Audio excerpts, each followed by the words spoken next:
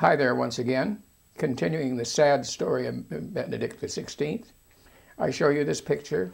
It's a political cartoon from a German newspaper. From a German news. Imagine that. I mean, I can imagine something like this in Penthouse magazine or something like that. But no, this is a political cartoon. This shows you the high regard that Benedict XVI is held even in Germany, show his low status. And yet the church can pretend to itself the glories of his papacy. Extraordinary. Well, every effort's going to be made to say that he knew nothing about these goings on. We said that, unlike, as with John Paul II, he knew nothing of these things. Well, of course, it's just simply ridiculous. Of course they knew.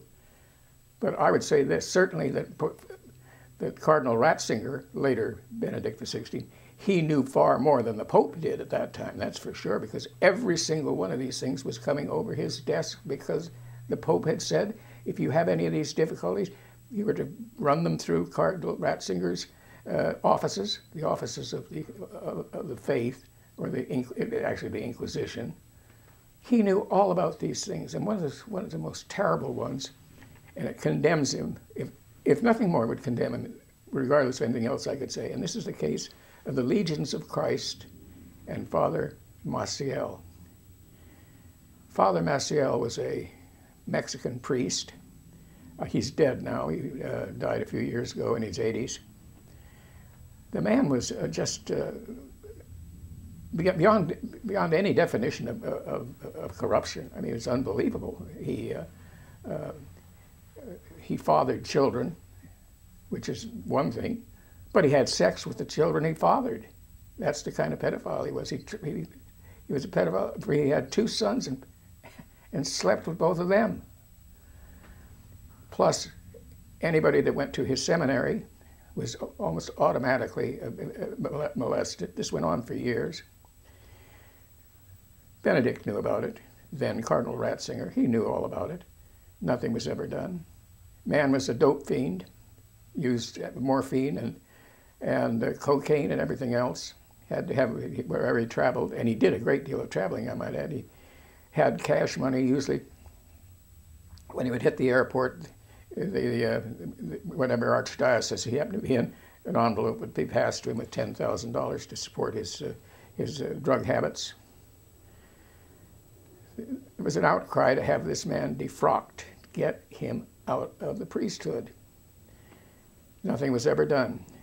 And finally, when John Paul II died, which he did in 2005, finally, the new Pope, now Benedict XVI, he took Father Maciel out of ministry and told him to lead a life of contemplation.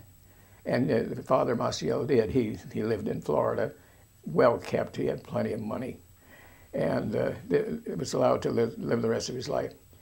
One would have thought he should have lived a life of mortification, but that didn't happen at all. And what can you do when you're a good Catholic priest like that? You brought a lot of money into the church. He did. He brought millions into the church.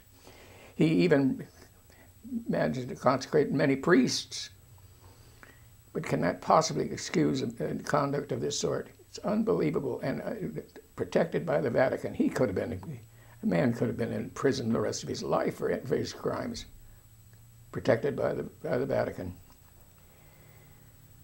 You get a view of Benedict, what a small-minded man he was. If you consider evil to be, let's say, it's always difficult to try to define what evil is, but suppose you define it as a lack of empathy for suffering of other people, then you find that Benedict XVI, former Cardinal Ratzinger, was an evil man, quite simply because, well, let me give you one example. In Oakland, California, there was a Father Kiesel. Father Kiesel was an abuser and a brutal one. Amongst his many crimes, he raped 2 altar boys and had them tied up when he did these awful things. The bishop in Oakland wrote the Vatican. He said, we have got to get this man out, and we've got to defrock him. He's going to bring scandal on the church of a kind you can't believe. We've got to get him out. This, of course, goes to Cardinal Ratzinger, and Ratzinger says, written all in Latin, you know, and everything. Can't we do something in the way of pastoral care of this father? Not a word about the victims. Dozens of victims of this man, including 2 kids who were tied up. Not a word of concern about them. Can we give some pastoral care to the father? And incidentally, what he meant by pastoral care was to send this guy, Father Kissel, off to one of these repair centers, which are perfectly ridiculous. Any man who could, and here's the letter. I mean, it's on the internet. You can get it. And here it is, you know, it's in tiny little handwriting with a fountain pen, you know. Joseph Cardinal Ratzinger, a small, anally retentive idiot. Of course, he brought every kind of shame on the church. Hardly in office that he insulted Islam by quoting some divine from, I don't know, the 12th century, having said something to the effect, what did Islam ever do for the world but bring evil into it?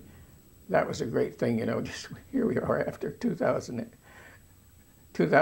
after September 11th. We need that kind of thing from the Pope. His thing regarding the nuns and the visitations and so forth. The problem that the gays have had with this man, he knows, of course, as everyone does that knows anything, that the Catholic clergy, 50% of them are heterosexual. 44%, fully 44%, are gay. And yet he can say of them that they're intrinsically malformed or some such thing. Chances are pretty good, actually, that Ratzinger himself was gay. I bet you all tea in China, I really would, because he's so hopelessly effeminate. But that's a different matter.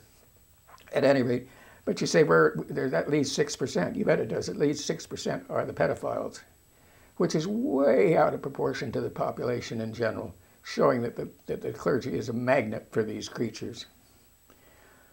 I mentioned last time that it was undoubtedly true that he would pick his own successor. He had elected himself basically by packing the College of Cardinals while John Paul was still alive.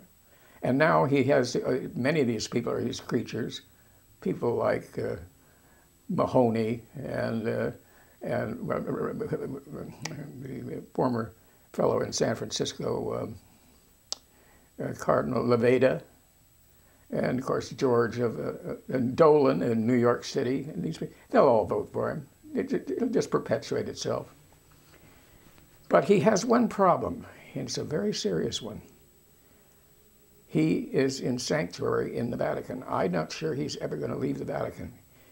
It would have been nice for him if they could have set him up in, say, the Castle Gandolfo out there, you know, and all in the countryside in Italy, you know, with all the lovely vines and the wines and the views and just it's gorgeous. He'd be like a Renaissance prince. No. He has to stay in the Vatican, because if he steps out of the Vatican, he would be subject to possible suit or even criminal. Somebody could make a citizen's arrest of the guy. He is stuck in the Vatican for the rest of his life. But not to worry too much. They're building gorgeous apartments for him. He's going to live in great luxury, served by priests and nuns for the rest of his days. One of the most prominent Catholics in America was the late William F. Buckley. Buckley was the man who wrote the book God and Man in Yale, which was the beginning, many people say, of the renaissance of the conservative movement in the United States. And he's famously also the editor and owner of the How the Mind Goes, a conservative rag, the National Review. Sorry about that, folks. It came. I'm still here. I'll be okay. Just stay with me. National Review. And when these things were breaking out, here's what Buckley said. He said, these men should be performing acts of mortification. Acts of mortification. Now, what did he mean by that?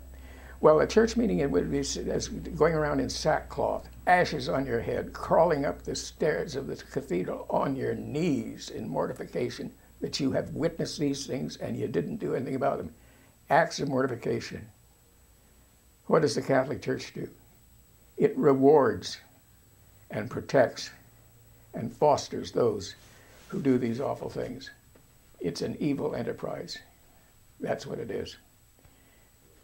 And now my next little broadcast is going to be just a little shorty about the bank that the Vatican maintains. I think you'll be interested in that.